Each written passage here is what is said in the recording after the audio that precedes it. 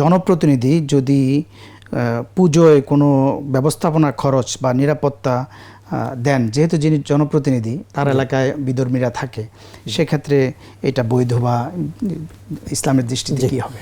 যদি প্রতিষ্ঠিত রাষ্ট্র ব্যবস্থা থাকে, রাষ্ট্র ব্যবস্থাপনা, যেমন আমাদের দেশের প্রেক্ষাপটে ধরুন, তো এই রাষ্ট্রটি এইখানে অমুসলিম যারা রয়েছে তারা স্বাধীনভাবে তাদের ধর্মীয় আচার অনুষ্ঠান, যেমন ধরুন উদাহরণস্বরূপ তাদের দুর্গাপূজা, তারা এটি পালন করবে, নিরাপত্তা বিধান করার যাবতীয় সব কিছু তাদের কাজগুলো করার জন্য যতটুকু সরকারি পৃষ্ঠপোষকতা দরকার এটা সরকার দিবেন।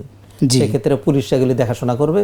তবে কোনোভাবেই কোনো মুসলিম সে যদি মানে মানে রাষ্ট্রের কর্ণধার বা যে কেউ হোক না কেন, তারা সরাসরি তাদের পুজোয় যেতে পারবেন। অতএব যে জনপ্রতিনিধির কথা বলছেন, এটি কিন্তু জনপ্রতিনিধির দায়িত্ব নয় যে অমুসলিমদেরকে তাদের পুজোর যাবতীয় ব্যবস্থা করে দেবে, এটি প্রতিষ্ঠিত সরকার রয়েছে।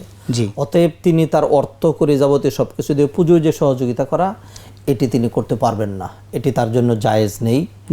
এটি যিনি রাষ্ট্রপ্রধান, রাষ্ট্রের যে ব্যবস্থাপনা আছে, হ্যাঁ যদি এমন হয় যে সরকার কর্তৃক দায়িত্ব দেওয়া হলো, ধরুন চেয়ারম্যান অথবা রাষ্ট্রেরই অংশ, রাষ্ট্রের অংশ এক জিনিস, আর রাষ্ট্রীয় পৃষ্ঠপোষকতা আরেক জিনিস। যদি এমন হয় যে জনপ্রতিনিধি তার নিজের সম্পদ দিয়ে পার্সোনালি করছেন, তাহলে সেটা তিনি করতে পারবেন না, সরকারি বরাদ্দ থেকে দিবেন, সরকারি বরাদ্দ থেকে, যেটি সরকার যেই নিয়ম করেছে সেইভাবে। নতুবা অমুসলিমদেরকে তাদের সেই কাজে উদ্বুদ্ধ করা, তাদেরকে এক্সট্রা সহযোগিতা দিয়ে তাদের ধর্মে রাখা, এটা ইসলাম ধর্মে জায়েজ নেই। সালাতের সময় নারীদের পায়ের পাতা ঢাকতে বলা হয়েছে, তাহলে তারা সালোয়ার কামিজ পরিধান করে কিভাবে পায়ের পাতা ঢাকবেন? সম্মানিত ভাই, দেখুন আসলে আমরা বর্তমানে এই ধরনের কিছু পোশাক দেখতে পাচ্ছি যেখানে আমরা নিজেরা মানে আপনিও বুঝতে পারছেন না যে কিভাবে পায়ের পাতা ঢাকবেন, কিভাবে তারা পা ঢাকবেন। মানে একজন মহিলার সালোয়ার পোশাক এটা হবে দারুণভাবে ঢিলে ঢালা, এমন নয় যে এত টাইট ফিট যে নিচে যাচ্ছে না, অথবা এমন হবে না যে সাইড দিয়ে কাটা, অথবা এমন হবে না যে মানে সুন্নতি পোশাকের মতো টাকনোর উপর মতো। অতএব যদি এটি ঢিলে ডালা হয়, যদি লম্বা করে পরা হয়, তাহলে তো এটা পায়ের পর্যন্ত চলে যাবে।